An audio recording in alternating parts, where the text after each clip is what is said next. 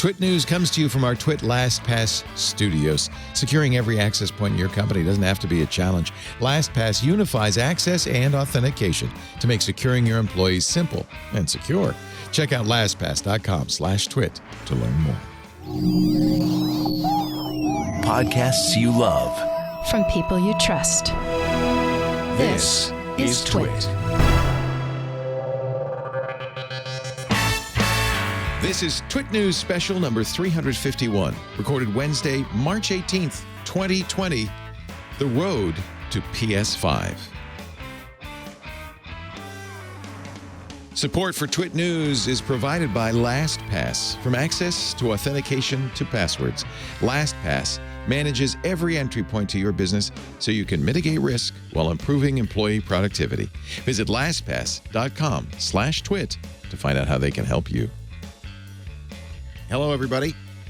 I am in a little early today because this would normally be the Game Developers Conference. And, of course, as you might expect, that's been put off for an online presentation. In about 30 seconds, we're going to check in with Sony's Road to PS5 announcement. And we expect a developer announcement that'll tell us a lot about what the next PlayStation will be. A little later today, Microsoft's going to do the same for their Xbox Series X. So this is going to be a good day for people who want to develop games. Let's go to Sony's presentation in 3, 2, 1. The Road to PS5.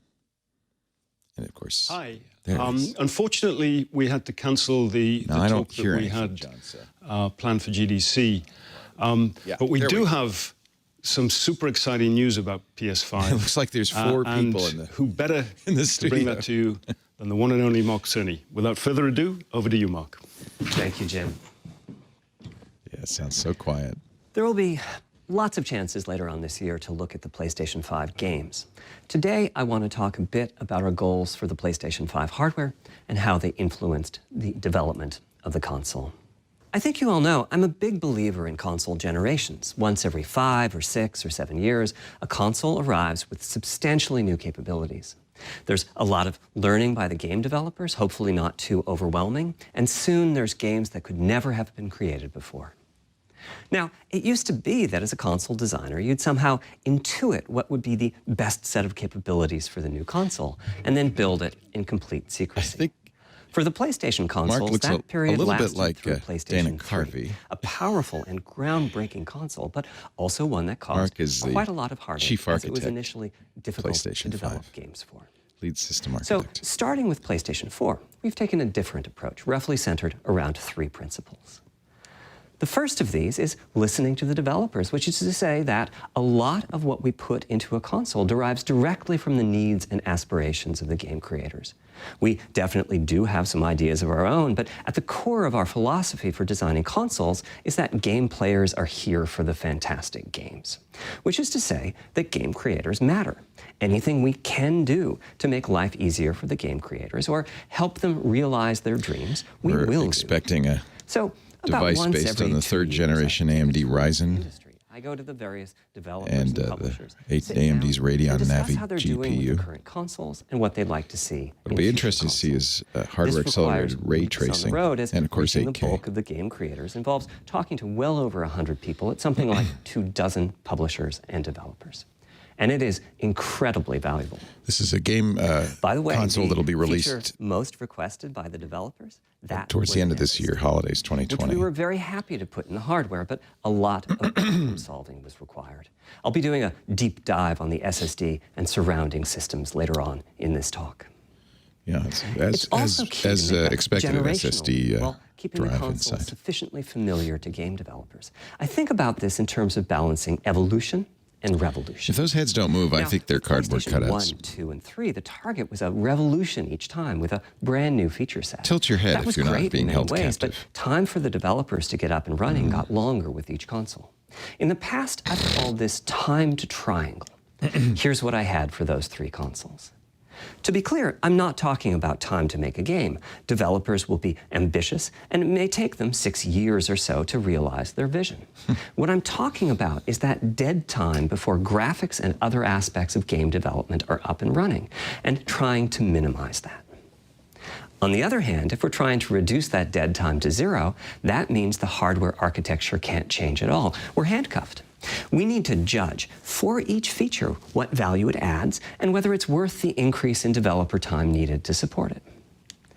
So with PlayStation 4, we were able to strike a pretty good balance between performance and familiarity. We got required learning back to PlayStation 1 levels. With PS5, the GPU was definitely the area we felt the most tension between adding new features and keeping a familiar program. It's an interesting metric. They keep track of how long it takes developers to get up to speed on this platform. That feels like we're striking about the right balance. I'll go into a bit more detail later today about our philosophy with the GPU and the specific feature set that resulted from it. It's also very important for us, as the hardware team, to find new dreams, by which I mean something other than CPU really are cardboard cutouts. Performance and the amount of RAM. Move. The increase in graphics performance over the past 2 decades has been astonishing, but there are other areas in which we can innovate and provide significant value to the game creators, and through them, the players. That's why the SSD was very much on our list of directions to explore, regardless of what came out of the conversations with game developers and publishers. The biggest feature in this category is the custom engine for audio. That's today's final topic. The push for vastly improved audio, and in particular 3D audio, isn't something that came out of the developer meetings. It's much more the case that we had a dream of what might be possible 5 years from now, and then worked out a number of steps we could take to set us on that path. That's very interesting. So here again are the 3 principles, the first being enabling the desires of developers to drive the hardware design. To me, the SSD really is the key to the next generation. It's a game changer. And it was the #1 ask from developers for PlayStation 4. You got to reduce load times, of course. We know it's probably impossible, but can you put an SSD in it? That was a discussion we were also having internally. It was clear that the presence of a hard drive in every PlayStation 4 was having a positive impact. A lot of things that would simply have been impossible at Blu-ray disc speeds were now possible. But you got to do at the same time, though, enough capacity. In 2016, when we were having these conversations, developers were already banging up against the limits of the hard drive. And a lot of developer time was being spent designing around slow load speeds. Yep. I want to focus in on just one number here, which is how long it takes to load a gigabyte of data from a hard drive. The difficulty being that hard drives are neither particularly fast big difference. nor flexible. If all your data is in one block, which is if you've ever played No Man's Sky, you know how long it takes to get the game started and then load in new data in between. It's on the outer edge, which means loading a gigabyte takes 10 seconds. If you compress your game packages, you can fit more data on the Blu-ray disc and also effectively boost your hard drive read speed by the compression ratio. We support zlib decompression on PlayStation 4 that gets you something like 50% more data on the disk and 50% higher effective read speed. Unfortunately, though, it's highly likely that your data is scattered around in various files on the hard drive, as well as sourced from multiple locations within those files. So lots of seeks are needed at 2 to 50-ish milliseconds each. My rule of thumb is that the hard drive is spending 2/3 of its time seeking and only 1/3 of its time actually That's critical. data. That's critical. And that's one thing SSDs really improve with zero seek time. 20 seconds or to effectively load from a zero. hard drive. Now, a gigabyte is not much data. Games are using 5 or 6 gigabytes of RAM on PlayStation 4, so boot times and load times can get pretty grim. Or to put that differently, as a player, you wait for the game to boot, wait for the game to load, wait for the level to reload every time you die, and you wait for what is euphemistically called fast travel. And all of that leads to the dream. What if we could have not just an SSD, but a blindingly fast SSD? If we could load 5 gigabytes a second from it, what would change? Now, SSDs are completely different from hard drives. They don't have seeks as such. If you have a 5 gigabyte a second SSD, you can read data from 1,000 different locations in that second, pretty much at speed. As for time to load a gigabyte, this is next gen we're talking about, so memory is bigger. Instead, we should be asking how long to load 2 gigabytes. And the answer is about 1/4 of a second. I mean, that's amazing. We're talking 2 orders of magnitude, meaning very roughly 100 times faster. which means at 5 gigabytes a second for the SSD, the potential is that the game boots in a second. There are no load screens. The game just fades down while loading a half dozen gigabytes and fades back up again.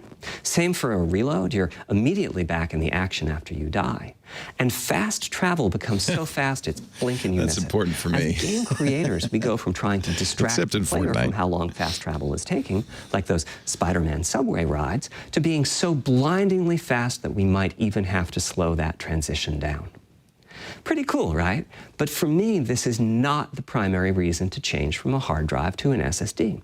The primary reason for an ultra-fast SSD is that it gives the game designer freedom. Or to put that differently, with a hard drive, the 20 seconds that it takes to load a gigabyte can sabotage the game that the developer is trying to create.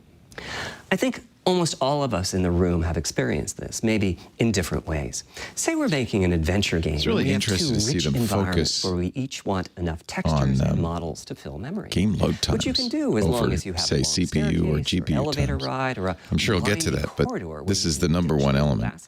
And then take 30 seconds and as a gamer, I'd agree. To load the new assets. It's really a pain to sit here and watch the game load. Elevator ride is a little extreme. More realistically, we'd probably chop the world into a number of smaller pieces and then do some calculations with sight lines and run speeds like we did for Haven City when we were making Jak 2. The game is 20 years old, but not much has changed since then. All those twisty passages are there for a reason. There's a whole subset of level design dedicated to this sort of work, but still, it's a giant distraction. Now you know why I have to spend so much time running. To make their game. So when I talked about in Skyrim and other games, part of the reason for that 5 gigabyte a second target was to eliminate loads, but also part of the reason for that target was streaming. As in, what if the SSD is so fast that as the player is turning around, it's possible to load textures for everything behind the player in that split second? If you figure that it takes half a second to turn, that's 4 gigabytes of compressed data you can load. That sounds about right for next gen.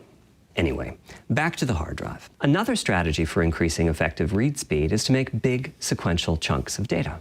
For example, we might group all the data together for each city block. That removes most of the seeks, and the streaming gets faster. But there's a downside. This is interesting because, of course, all the game developers in the audience know all this. Included in many chunks, and therefore is but I think as a player, it's very interesting.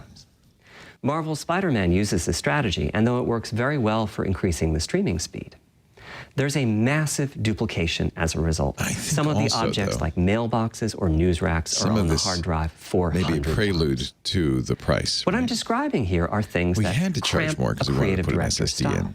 Either level design gets a little bit boring in places, or the data is duplicated so many times that it no longer fits on the Blu-ray disc. And you end up with hard limits on the player's run speed or driving speed. The player can't go faster than the load speed from the hard drive. And finally, I'm sure many of you have noticed that after a patch download, a PlayStation 4 will sometimes take a long time to install the patch. He's talking to players here. That's because when just part of a file has been changed, the new data can be downloaded pretty quickly. But before the game boots up, a brand new file has to be constructed that includes the changed portion. Otherwise, every change would add a seek or two. Even so, you can occasionally see this happening on game titles. They start to hitch once they get patched. This is really why you want an SSD. With an SSD, is the lowered seek no times. seeks. So no need to make brand new files with the changes incorporated into them, which means no. Yeah, it's also explaining why we're not going to put an optical disc in here, right? There's yet one more benefit, which is that system memory can be used much more efficiently. Some people will squawk about that. On PlayStation 4, game data use on my the hard PlayStation drive 3 as my Blu-ray player. And difficult to use. By the time you realize you need a piece of data, it's much too late to go out and load it. So system memory has to contain all of the data that could be used in the next 30 seconds or so of gameplay. That means a lot of the 8 gigabytes of system memory is idle. It's just waiting there to be potentially used. On PlayStation 5, though, the SSD is very close to being like more RAM. Typically, it's fast enough that when you realize you need a piece of data, you can just load it from the SSD and use it. There's no need to have lots of data parked in system memory waiting to potentially be used. A different way of saying that is that most of RAM is working on the game's behalf. This is one of the reasons that 16 gigabytes of GDDR6 feels right for PlayStation 5. The presence of the SSD reduces the need for a massive intergenerational increase in size. So back to the dream of the SSD. Here's the set of targets. Boot the game in a second. No load screens. Yes. Design freedom, meaning no twisty passages or long corridors. More game on the disk and more game on the SSD. Yes. And finally, those patch installs go away. The reality, they're still doubling is that the if they put 16 gigs in from the PS4, so that's a significant amount of RAM doubling. Occur in between the SSD 16 gigs and the game seems code to that be uses the data. kind of standard You can these see days. this on PlayStation 4. If I use an SSD with 10 times the speed of a standard hard drive, I probably see only double the loading speed, if that. For PlayStation 5, our goal was not just that the SSD itself be 100 times faster. It was that game loads and streaming would be 100 times faster. Xbox So Series every X will single also have potential 16 bottleneck gigs. needed to be addressed. And there are a lot of them. Let's look at check-in and what happens when its overhead gets 100 times larger. Conceptually, check-in is a pretty simple process. Data is loaded into system memory from the hard drive or SSD. It's examined. A few values are tweaked to check it in, and then it's moved to its final location. At the SSD speeds we're talking about, that last part, moving the data, meaning copying it from one location to another, takes roughly an entire next-gen CPU core. I asked my and that's just the tip of the iceberg. kid why he If still all goes the to overheads GameStop get to get 100 times games. larger, that will cripple He the says frame rate it's as 'cause soon they as add little move, figurines and things massive that you can stream get. of data starts coming off. Because there really is no reason to So to buy a solve physical all of disc, that, and I we think built a Sony lot might of custom be hardware, putting the namely nail in a the coffin custom on flash controller and a stores number of like custom GameStop. units in our main chip. The flash controller in the SSD was designed for smooth and bottleneck-free operation, but also with games in mind. For example, there are 6 levels of priority when reading from the SSD. Priority is very important. You can imagine the player heading into some new location in the world and the game requesting a few gigabytes of textures. And while those textures It's already are been being announced loaded, the Series X an enemy Xbox is will have shot a and has to terabyte speak a NVMe few SSD. dying words. So Having multiple I priority expect levels lets the audio for those pretty dying serious words get loaded immediately. parity between these two machines. On one side, that flash controller connects to the actual flash dies that supply the storage. To reach our bandwidth target of 5 gigabytes a second, we ended up with a 12-channel interface. 8 channels wouldn't be enough. The resulting bandwidth we've achieved is actually 5.5 gigabytes a second. Jeez. With a 12-channel interface, the most natural size that emerges for an SSD is 825 gigabytes. The key question for us was, is that enough? I mean, it's tempting to add more, but Flash certainly doesn't come cheap, and we have a responsibility to our gaming audience to be cost-effective with regards to what we put in the console. Ultimately, we resolved this question by looking at the play patterns of a broad range of gamers. We examined the specific games that they were playing over the course of a weekend or a week or a month. Yeah, the and whether Xbox that will have a set of Blu-ray games drive. would fit So this is a properly on very, the SSD. this is probably the We were biggest able to difference establish between the that friction Xbox caused by Series X and reinstalls this or redownloads would be quite physical low. media. And so we locked in on that 825 gigabyte size, while also preparing multiple strategies so that those who want more storage can add it. I'll go through the details in a moment. Back to the flash controller. On the other side, it connects to our main custom chip via 4 lanes of Gen 4 PCIe. And inside the main custom chip is a pretty hefty unit dedicated to I/O. Before we talk about what that does, let's talk compression for a moment. PlayStation 4 used zlib as its compression format. We decided to use it again on PlayStation 5, but on my 2017 tour of developers, I learned about a new format called Kraken from Rad Game Tools. It's like zlib's smarter cousin. Simple, similar types of algorithms, but about 10% better compression, which is pretty big. That means 10% more game on the UHD Blu-ray disc. Release the Kraken. Kraken had only been out for a year, but it was already becoming a de facto industry standard. Half of the teams I talked to were either using it or getting ready to evaluate it. So we hustled and built a custom decompressor into the I/O unit, one capable of handling over 5 gigabytes of Kraken format input data a second. After decompression, that typically becomes 8 or 9 gigabytes, but the unit itself is capable of outputting as much as 22 gigabytes a second if the data happen to compress particularly well. By the way, in terms of performance, that custom decompressor equates to 9 of our Zen 2 cores. That's what it would take to decompress the Kraken stream with a conventional CPU. So hardware There's decompression, a lot more that's good. In the custom I/O unit, including a dedicated DMA controller. The game can direct exactly where it wants to send the data coming off of the SSD. This equates to another Zen 2 core or 2 in terms of its copy performance. Its primary purpose is to remove check-in as a bottleneck. There's 2 dedicated I/O coprocessors and a large RAM pool. These aren't Zen 2 cores. They're there principally to direct the variety of custom hardware around them. One of the coprocessors is dedicated to SSD I/O. This will be a distinguishing factor, of course, is custom silicon around the AMD Zen 2. The other is responsible for memory mapping, which I know doesn't sound like anything related to the SSD, but a lot of developers map and remap memory as part of file I/O, and this too can become a bottleneck. There are coherency engines to assist the coprocessors. Coherency comes up a lot in places. Probably the biggest coherency issue is stale data in the GPU caches. Flushing all of the GPU caches whenever the SSD is read is an unattractive option. It could really hurt the GPU performance. So we've implemented a gentler way of doing things, where the coherency engines inform the GPU of the overwritten address ranges, and custom scrubbers in several dozen GPU caches do pinpoint evictions of just those address ranges. The best thing is, as a game developer, when you read from the SSD, you don't need to know any of this. You don't even need to know that your data is compressed. You just need to know it's fast. Indicate what data you'd like to read from your original uncompressed file and where you'd like to put it. And the whole process of loading it happens invisibly to you and at very high speed. This is a good story for developers. Back to the dream. And players, Thanks to frankly. all of that surrounding hardware, our 5.5 gigabytes a second really should translate into something like 100 times faster I/O than PS4 and allow the dream of no load screens and super fast streaming to become a reality.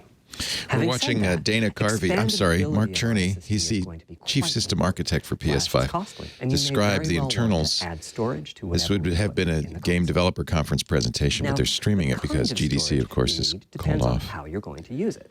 If you have an extensive PlayStation 4 library and you'd like to take advantage of backwards compatibility to play those games on PlayStation 5, then a large external hard drive is ideal. Backwards compatibility, of course. Leave your games on the hard drive Big space and play on the them bingo directly card. from there, thus saving the pricier SSD storage for your PlayStation 5 titles, or you can copy your active PlayStation 4 titles to the SSD.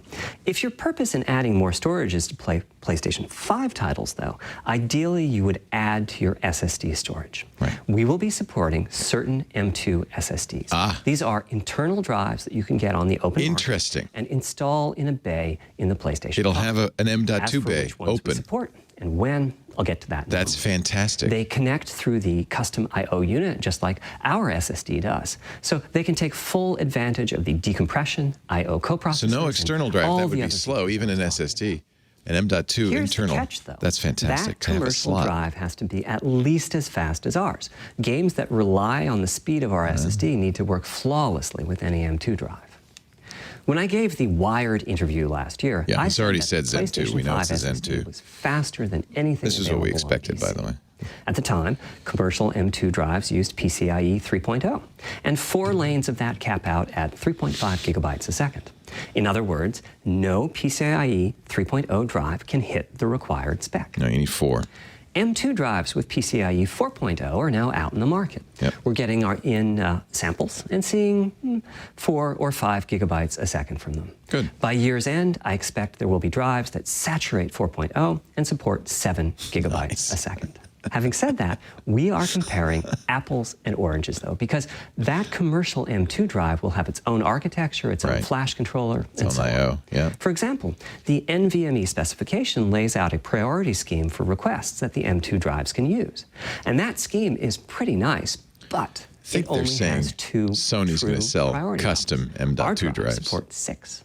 Yeah. We can hook up a drive with only 2 priority levels. This is all an explanation of why you have to buy unit has to arbitrate the extra priorities rather than the M2 drive's flash controller. And so the M2 drive needs a little extra speed to take care of issues arising from the different approach.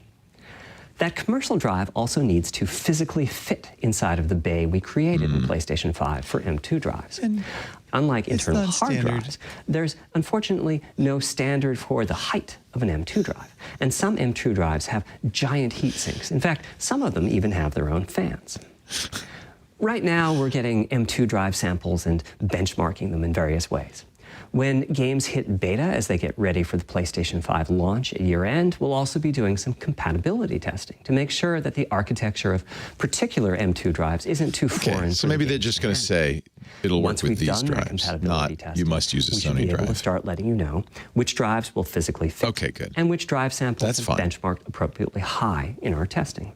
It would be great if that happened by launch, but it's likely to be a bit past. That's really great news. Please hold off on getting that M2 drive until you hear from us. Hey, I really want to thank LastPass.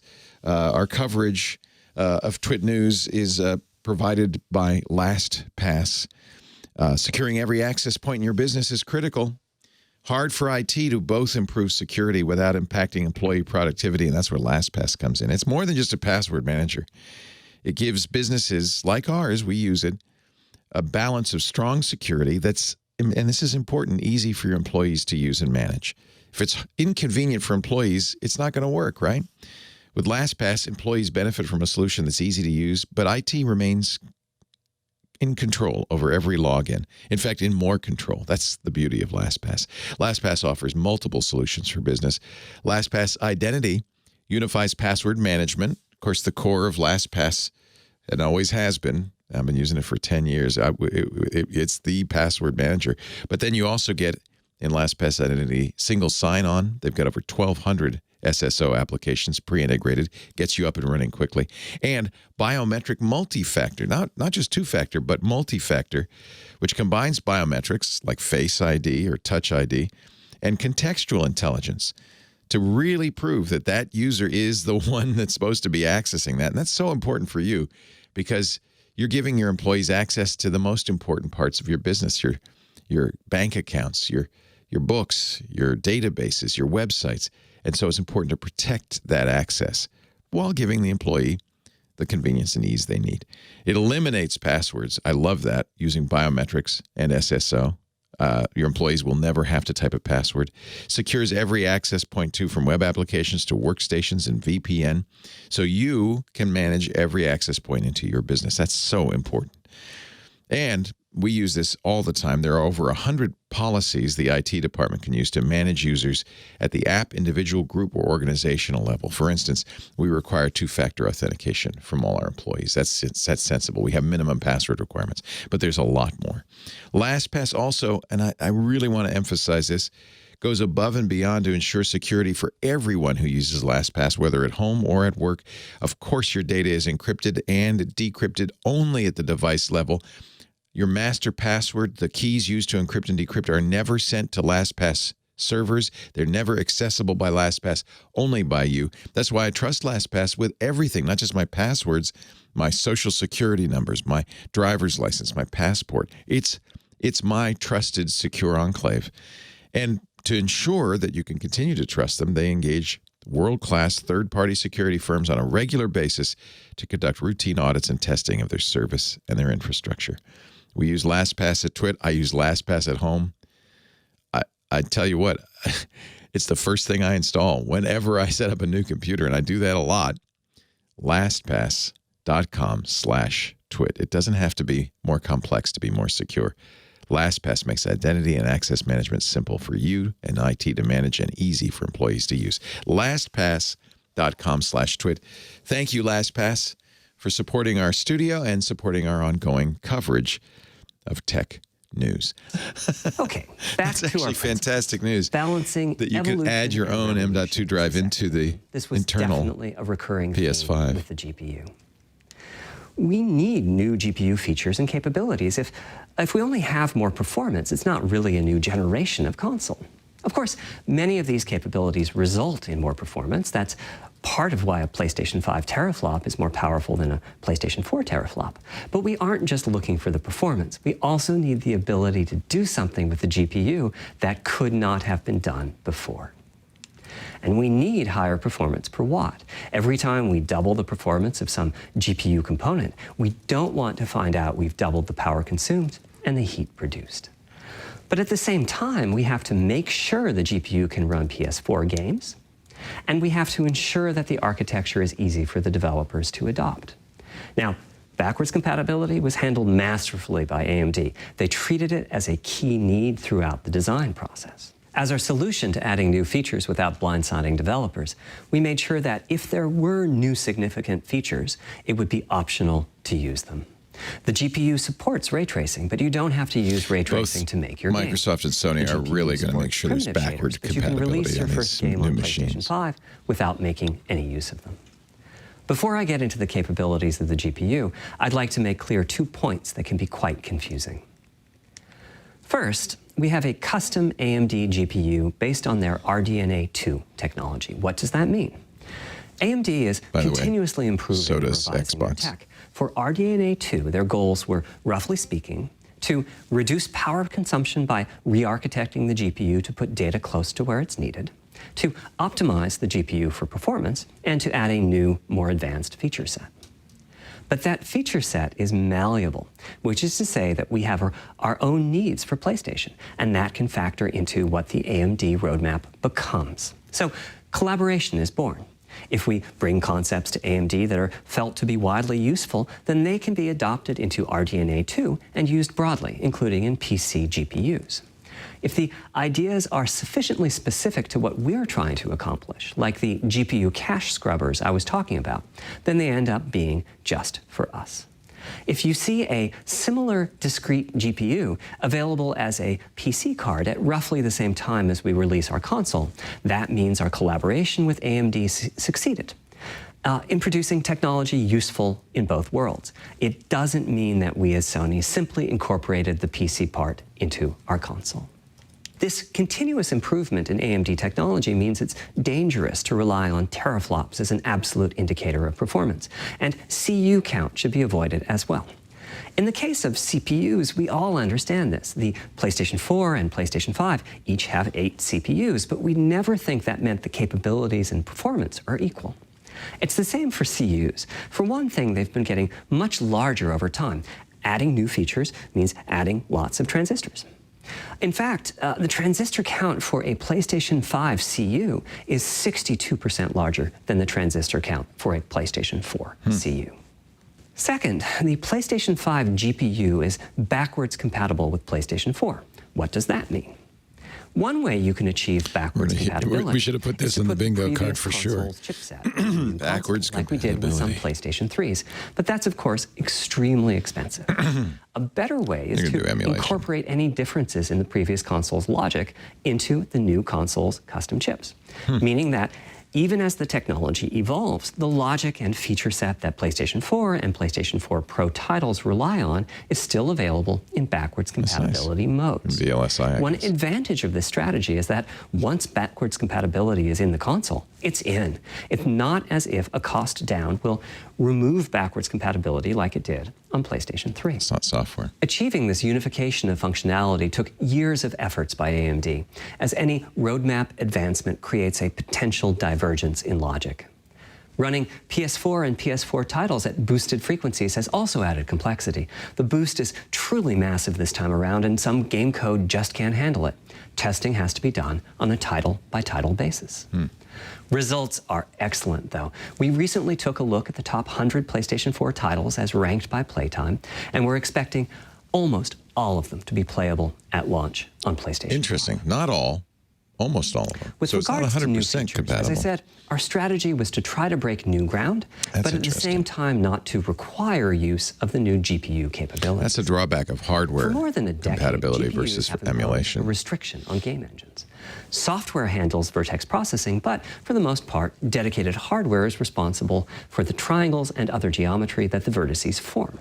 That means it's not possible to do even basic optimizations, such as aborting processing of a vertex if all geometry that uses it is off-screen.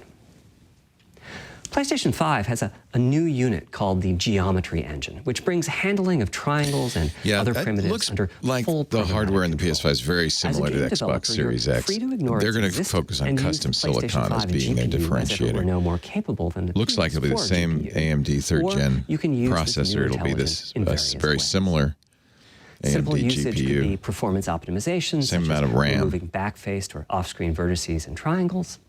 More complex usage involves something called primitive shaders, which allow the game to synthesize geometry custom on the fly silicon as it's is being rendered. an absolute It's a brand new differentiator. capability.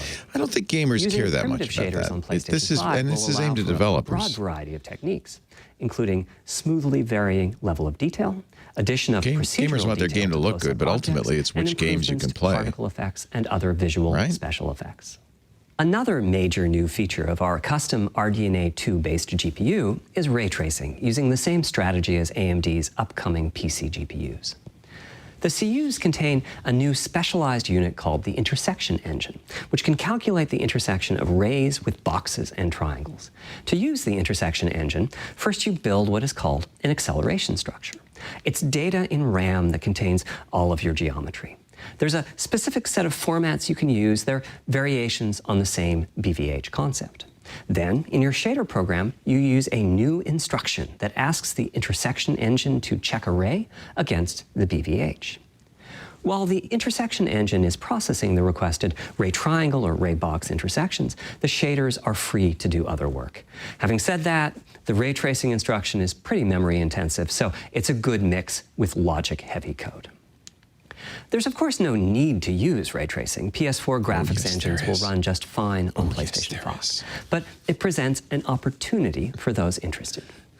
I'm thinking it'll take less than 1 million rays a second to have a big impact on audio. That should be enough for audio occlusion and some reverb calculations. Interesting. With a bit more of the GPU invested in ray tracing, it should be possible to do some very nice global illumination. So it's not just light, it's audio.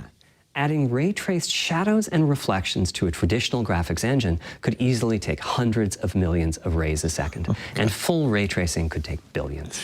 So how far can we go? If I'm starting to get opponent quite moves bullish. behind I've a already rock, seen a their PlayStation sound will 5 be title occluded. that's successfully That's using cool. ray-tracing-based reflections in complex animated scenes with only modest costs. Another set of issues for the GPU involved size and frequency. How big do we make the GPU, and what frequency do we run it at? This is a balancing act. The chip has a cost, and there's a cost for whatever we use to supply that chip with power and to cool it. In general, I like running the GPU at higher frequency. Let me show you why. Show me why. Here's 2 possible configurations for a GPU roughly of the level of the PlayStation 4 Pro. This is a thought experiment. Don't take these configurations Let's go full too screen serious. for a minute just so we can read If you this. just calculate teraflops, you get the same number. But actually, the performance is noticeably different because teraflops is defined as the computational capability of the vector ALU. That's just one part of the GPU. There are a lot of other units.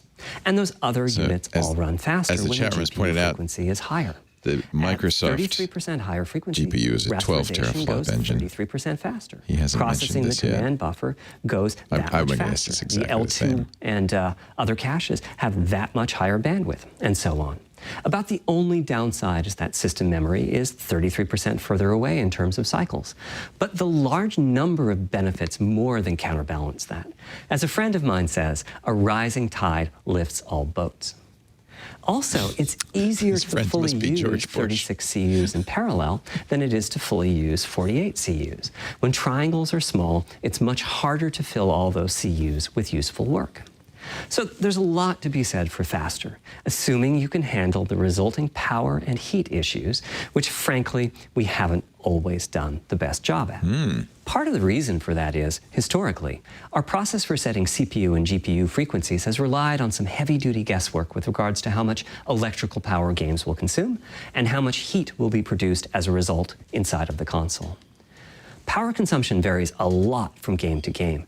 When I play God of War on my PS4 Pro, I know the power consumption is high just by the fan noise. But power isn't simply about engine quality. It's about the minutia of what's being displayed and how. It's counterintuitive, but processing dense geometry typically consumes less power than processing simple geometry, which is I suspect why Horizon's map screen, with its low triangle count, makes my PS4 Pro heat up so much.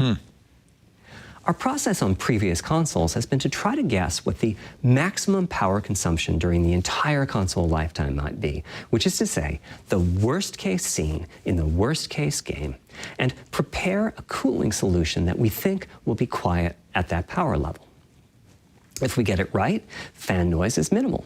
If we get it wrong, the console will be quite loud for the higher power games. It's really and there's impressive. even a chance that it might overheat. And of course, it's not surprising, but it's impressive to see how they think about this. PlayStation 5 is especially challenging because the CPU supports 256-bit native instructions that consume a lot of power. These are great here and there, but presumably only minimally used. Or are they? If we plan for major 256-bit instruction usage, we need to set the CPU clock substantially lower or noticeably increase the size of the power supply and fan. So, after much discussion, we decided to go with a very different direction on PlayStation 5. We built a GPU with 36 CUs. Mind you, RDNA 2 CUs are large. Each has 62% more transistors than the CUs we were using on PlayStation 4. So if we compare transistor counts, 36 RDNA 2 CUs equates to roughly 58 PlayStation 4 CUs. It is a fairly sizable GPU. Then we went with a variable frequency strategy for PlayStation 5, which is to say we continuously run the GPU and CPU in boost mode. We supply a generous amount of electrical power and then increase the frequency of GPU and CPU until they reach the capabilities of the system's cooling solution. It's a completely different paradigm. Rather than running at constant frequency and letting power vary based on the workload, we run at essentially constant power and let the frequency vary based on the workload. We then tackled the engineering challenge of a cost-effective and high-performance cooling solution designed for that specific power level. In some ways, it becomes a simpler problem because there are no more unknowns. There's no need to guess what power consumption the worst-case game might have. As for the details of the cooling solution, we're saving them for our teardown. I think you'll be quite happy with what the engineering team came up with. So how fast can we run the GPU and CPU with this strategy? Nuclear plant cooling tower. It's straight up. Look at the actual temperature of the silicon die and throttle the frequency on that basis. But that won't work. It fails to create a consistent PlayStation 5 experience. It wouldn't do to run a console slower simply because it was in a hot room. So rather than look at the actual temperature of the silicon die, we look at the activities that the GPU and CPU are performing and set the frequencies on that basis, which makes everything deterministic and repeatable. While we're at it, we also use AMD's Smart Shift technology and send any unused power from the CPU to the GPU so it can squeeze out a few more pixels. Wow. The benefits of this strategy are quite large. Running a GPU at 2 gigahertz was looking like an unreachable target with the old fixed frequency strategy. With this new paradigm, we're able to run way over that. In fact, we have to cap the GPU frequency at 2.23 gigahertz so that we can guarantee that the on-chip logic operates properly. 36 CUs at 2.23 gigahertz is 10.3 teraflops, and we expect the GPU to spend most of its time at or close to that frequency and performance. Similarly, running the CPU if you're at 3 looking gigahertz purely at numbers, with the old strategy. a little lower But than the now we can run Microsoft's it 12 as high teraflop. as 3.5 gigahertz. In fact, And the CPU it spends frequency is a most little of lower its as well. time at that frequency. Microsoft's That quoting doesn't at mean 3.8 all games will be gigahertz running at 2.23 Zen 2. gigahertz and 3.5 gigahertz. When that worst-case game arrives, it will run at a lower clock speed. But I think he's not too much lower. To reduce power by 10%, made a good case for variable clock speed, something you see on PCs and laptops all the time. Any downclocking to be pretty minor. All things considered, the change to a variable Intel's frequency speed approach step, for will instance. show significant gains for PlayStation gamers. The final of our 3 principles was about finding new dreams. It's important for us on the hardware team to find new ways to expand or deepen gaming, and that's what led us to But people a who look focus purely at on specs 3D are going to say, well, it's lower spec. As players, we experience the game through the visuals, through audio, and through the feedback we receive from the controller, such as rumble or haptics. Personally, I feel a game is just dead without audio. Visuals are, of course, important, but the impact of audio is huge as well. I think it is too. At the same time, the audio team on a game project has to do a lot with a little. For example, on PlayStation 4, there's fierce competition for the Jaguar CPU cores. Audio typically ends up getting just a fraction of a core. That's not much of a computational resource, particularly when you consider that the visuals run at 30 they don't or have a 60 dedicated frames a second, DSP for but the audio. processing Maybe needs they to do. happen at almost 200 times a second. So it's been tough going making forward progress on audio with PlayStation 4, particularly when PlayStation 3 was such a beast when it came to audio. The SPUs in Cell were almost a perfect device for audio rendering. Simple pipelined algorithms could really Cell, take of course, had advantage of many asynchronous cores, DNA and it made it a lot easier for them. reached 100% utilization of the floating point unit. There's unfortunately nothing comparable on PlayStation 4. Probably the most dramatic progress in the PlayStation 4 generation has been with virtual reality. The PSVR hardware has its own audio unit. It supports about 50 pretty decent 3D sound sources. And this provided a hint as to where we could go with audio, as well as some valuable experience. Not to oversimplify, but here were our goals for audio on PlayStation 4. The whole point of the PS3 Cell processor was lower frequency, not more just VR users or soundbar CPUs, owners or headphone users. units. That meant audio had to be part of the console. It couldn't be a peripheral. It was 12 The second goal was to support hundreds of sound sources. We didn't want developers to have to pick and choose what sounds would get 3D effects and which wouldn't. We wanted every sound in the game to have dimensionality. And finally, we wanted to really take on the challenges of presence and locality. Now, when we say presence, we mean the feeling that you're actually there. You've entered the matrix. It's not, of course, something we thought we could perfectly achieve, but the idea was that if we stopped using just a hadn't really sound, thought that they and instead took a step used down lots from the of Cell 3D audio sources in the for PS3 raindrops when they hitting the moved to ground, AMD, all sorts of locations in terms of around you, audio. then at some point your brain would take a leap and you'd begin to have this feeling of real presence inside the virtual world of the game. This has the capacity to affect your appreciation of the game, just like music in a game does. The concept of locality is simpler. It's just your sense of where the audio is coming from. To the right of you, behind you, above you. This can immerse you further in the game, and it can also directly enhance the gameplay. To use Dead Space as an example, I know, old school. You're fighting enemies in fairly dark, spooky locations. Back in the day, if you played the game using the TV speakers, you could tell that there was one last enemy growling and hunting you down, but it was difficult to tell quite where that enemy was. It's interesting. I mean, really, essentially what's happened is they're making the PS5 more like a standard computer and less like a dedicated console. With 3D audio with good locality, the idea is you know the enemy is precisely there, and you turn and you take it out. So, how do we know where a sound is coming from in the first place? I don't know. Well, all those bumps and folds in the ear have a meaning, evolutionarily speaking, based on what direction the sound is coming from. We're watching Mark Cerny. He's the lead architect for the PlayStation 5, a special Sony presentation, a streaming presentation to replace their live GDC presentation, which would have occurred at this time. To reach the ear canal. These volume changes and thanks to LastPass for are different for each direction and making also our vary live coverage of this event possible. Of the sound. Head size and head shape also impact the sound in a similar fashion. The way that the sound changes, based on direction and frequency, can be encoded in a table called the Head-Related Transfer Function, or HRTF. It's really fascinating how much the vertical axis goes into frequency. this, isn't it? The horizontal axis is the direction, front, back, left, right, and the color gives the degree of attenuation of the sound at that frequency. The HRTF is as unique to an individual as a fingerprint is. In fact, you're looking at mine right now. Here's how we measure an HRTF. We've taken hundreds of people through this process. We put a microphone in the subject's left and right ear canals, and then sit the subject down in the middle of an array of 22 speakers. We then play an audio sweep from each speaker as we rotate the subject. In the course of 10 or 20 minutes, we're able to sample the HRTF at over 1,000 locations. This doesn't sound like much fun. Using an HRTF when rendering audio creates unparalleled quality, but it's computationally expensive. The simplest way to use an HRTF is to process a sound source to make it appear as if it's coming from one of those 1,000 locations we sample.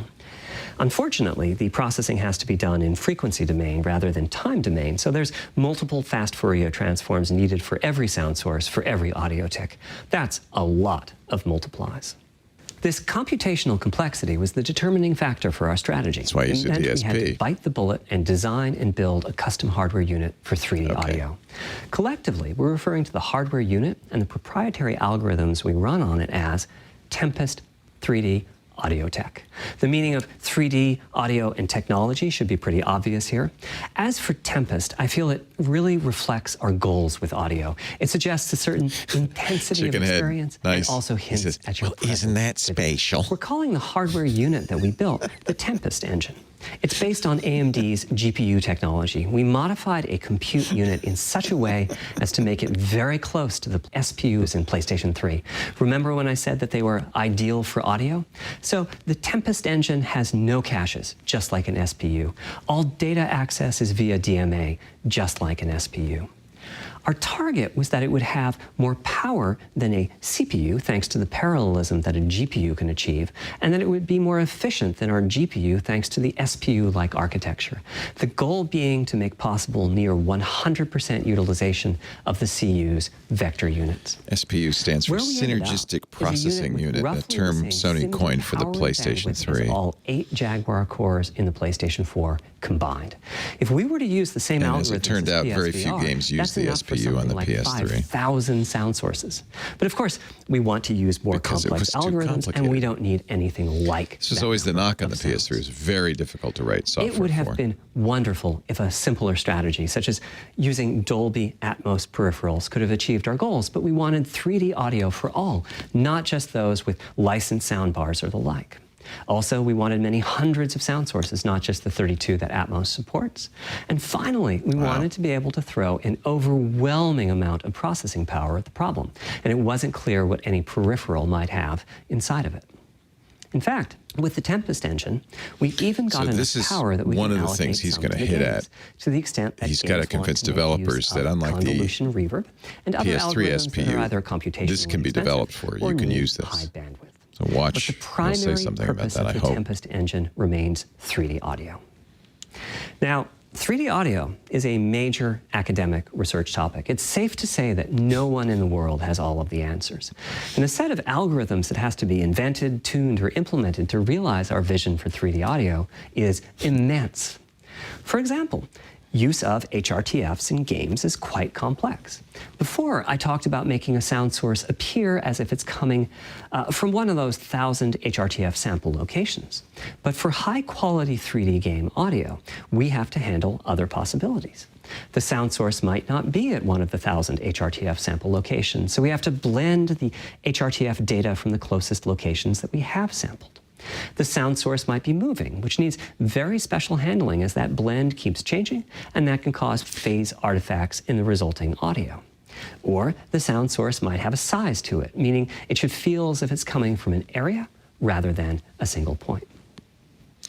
Cerny's background is interesting. He dropped out of UC Berkeley to work for Atari. Using individual processing of 3D sound sources. But and as somebody in the chat room just pointed out, he developed the arcade version of Marble Madness in NAC. Harmonics used in computer graphics. And finally, there's audio devices. The player might be using headphones or TV speakers or have a higher-end surround sound setup with 6 or more speakers, all of which need different approaches. His first game was Millipede. It's he didn't nice do to it by have himself, but he worked on it. Resources of the Tempest engine, but it's clear that achieving our an old friend of mine, Owen Rubin, on Major Havoc. Step-by-step process. Having said that, headphone audio implementation is largely complete at this time. It was a natural place for us to start. With headphones, we control exactly what each ear hears. He was 18 years old when he designed and programmed Marble Madness. 18. For TV speakers and stereo speakers were in the process of implementing virtual surround sound. The idea being that if you're sitting in a sweet spot in front of the TV, then the sound can be made to feel as if it's coming from any direction, even behind you. He was at Crystal Dynamics and did Virtual 3DO surround games. sound has a lot in common with 3D Including audio one of the on great headphones, 3DO but games, Total it's more Eclipse. complex because the left ear can hear the right speaker and vice versa. We have a basic implementation of virtual surround sound up and running. We're now looking at increasing the size of that sweet spot, which is to say, making the area you need to be in to feel the 3D effect larger. And we're also working to boost the sense of locality. Headphone audio is the current gold standard for 3D audio on PlayStation 5, but we're going to see what we can do to bring virtual surround sound to a similar level, after which we'll start in on setups with more speakers, such as 6-channel. He worked on Crash Bandicoot and Spyro the Dragon, another great PlayStation 5 games in development are extensively using these systems. One of the game demos allows you to toggle between conventional PlayStation 4 style stereo audio and our new 3D audio. I listened with just an ordinary pair of over-the-ear headphones, and wow, I could feel a difference. 3D audio has that dimensional feel to it. Conventional stereo audio feels consulted with Sony on the PS2 and the PS3. improvement is obvious. So, a big joined them advancement, with the PS4. but have I entered the matrix? Does my brain believe I'm really there? Like I was talking about earlier when I explained our target of presence. Well, the answer is no, but you've probably caught on to what's missing. He talked them out of namely the cell whose processor HRTF was on the being PS4. used. It wasn't mine. It was the default HRTF. The audio team analyzed the hundreds that they measured and chose the one they felt was the closest fit to the total game-playing audience. This shows a piece of the default HRTF on the left and my HRTF on the right. You can see that the general features are much the same, but the details are quite different. With the default HRTF, as I said, the 3D audio sounds pretty great. When I use my HRTF, though, the audio reaches a higher level of realism, which is to say that when using headphones and my HRTF, I occasionally get fooled and even think a sound is coming from the real world when it's actually coming from the game. A corollary to this is that there are a few people whose HRTFs are sufficiently far from the default HRTF, that's the red dot here, that they can toggle between PS4 style and PS5 style audio and not sense much difference. I've had a few people describe the PlayStation 5's 3D audio as sounding like a bit better stereo audio. Presumably they're the ones at the very edges of this diagram. Which means what HRTF you're using is key. I'd like everyone to be able to experience what I'm experiencing, but obviously it's not possible to measure the HRTF of every PlayStation user. That means HRTF selection and synthesis are going to be big topics going forward as the Tempest technology matures. Cerny was the lead developer on the PS4 as well and was instrumental in making it easier for developers while still moving to the x86 processor. That's just the first step, though. This is an open-ended research topic. Maybe you'll be sending us a photo of your ear and we'll choose a neural network to pick the closest PS4 is a huge HRTF success. in our library. Maybe you'll be sending us a video of your ears and your head and we'll make a 3D model of them and synthesize the HRTF. Maybe you'll play an audio game to tune your HRTF. We'll be subtly changing it as you play and home in on the HRTF that gives you the highest score, meaning that He's it matches actually not you an the employee best. of Sony. He's a This is consultant. a journey we'll all be taking together over the next few years. Ultimately, we're committing to enabling everyone to experience that next level of realism. Hopefully, I've been able to illustrate a bit about our design and decision-making process today and why PlayStation 5 has the feature set that it does. Now comes the fun part. We get to see how the development community takes advantage of that feature set. I'm hoping for the completely unexpected. Will it come from audio, ray tracing, the capabilities of the SSD, or something else? I guess we'll find out soon enough. Thank you for your time today. Mark Cerny, lead developer, lead architect for the PlayStation 5, and a very interesting deep dive into the PlayStation 5's architecture. And if you read between the lines, a little bit of apologia for why the PlayStation 3 or 5, I should say, will not have an optical disc. Microsoft's Xbox Series X will. Cerny was at great pains to show why you need an SSD to deliver the speed. He also said this would allow us to put in only 16 gigs of RAM. Of course, remember that Sony, like any other company, has to balance the cost versus performance. If you had no cost constraints, of course, you could do anything you wanted. I thought it was really interesting that they did announce that the PlayStation 5 would have a expandable M.2 slot inside the box. Did he mention? I don't think he did the size of the SSD. Yeah, he did, actually. He said it was an 885 gigabyte SSD, kind of an odd size. But I think, again, as part of the apologia, he said, but you could add your own M.2 drive to enhance the size. And I think that really the issue is the size of modern games, not so much speed. He also, I think, in a way, apologized for the fact that the GPU, Sony's using, it looked like exactly the same AMD Zen 2 CPU and AMD Radeon GPU, the Navi, that Microsoft's going to use in their Series X, but running at a slower clock speed for the CPU and at fewer teraflops for the GPU. But I think he effectively explained why that was the case and made a strong case for the fact that custom silicon in the PS5 would, kind of provide a differentiator. We'll see. Microsoft's going to get a chance to respond in about an hour and a half, and we'll cover that live as well. This is all because, of course, GDC has been canceled due to the shelter-in-place rules imposed in the San Francisco Bay Area and because of COVID-19. So we're going to see streaming presentations from both Microsoft and Sony, I imagine from others as well. If you tuned in to see some games, that's not what this was. This is for developers talking about the architecture and the internals, the guts, and I think as much why Sony chose to go down these paths. Cerny is very respected, though. A longtime developer himself. He started at a very young age, dropped out of UC Berkeley to design one of the great classic arcade games, Marble Madness, at the age of 18. Pretty impressive at Atari. He has been at Sony since the early days of the PlayStation 2 as a consultant, was a lead designer on the PlayStation 3. PlayStation 4, taking it from the cell processor, the PowerPC-based cell processor Sony had used in the PlayStation 3 to an x86 architecture from AMD in the PlayStation 4, and now lead architect, but still a consultant at Sony for the PlayStation 5. So very exciting, I think. Very interesting. I apologize if you're tuning in for Floss Weekly. We thought it was important to cover this, and we will reschedule Floss Weekly. Actually, if they wanted to, they could probably do it right now because we have about an hour between this and our next show, which is Windows Weekly. And again, a reminder, programming note, we will be doing a kind of break-in into Windows Weekly to do the Xbox Series X announcement from Microsoft. We expect a comparable announcement. I'm Leo Laporte. Thank you so much for joining us for this coverage of the PlayStation 5 Deep Dive, The Road to PS5 with Mark Cerny. I thought it was very interesting. These guys are so calm without an audience. It really makes me think this is a better way to do this from now on, isn't it? They're just relaxed. They can focus. They can talk. They're not all jazzed up. They're not, hyped up. They're just delivering. I think that's pretty darn good, and I think a real opportunity to see somebody of the stature and brains of Mark Cerny. So thank you for joining us, and we'll see you next time. Bye-bye.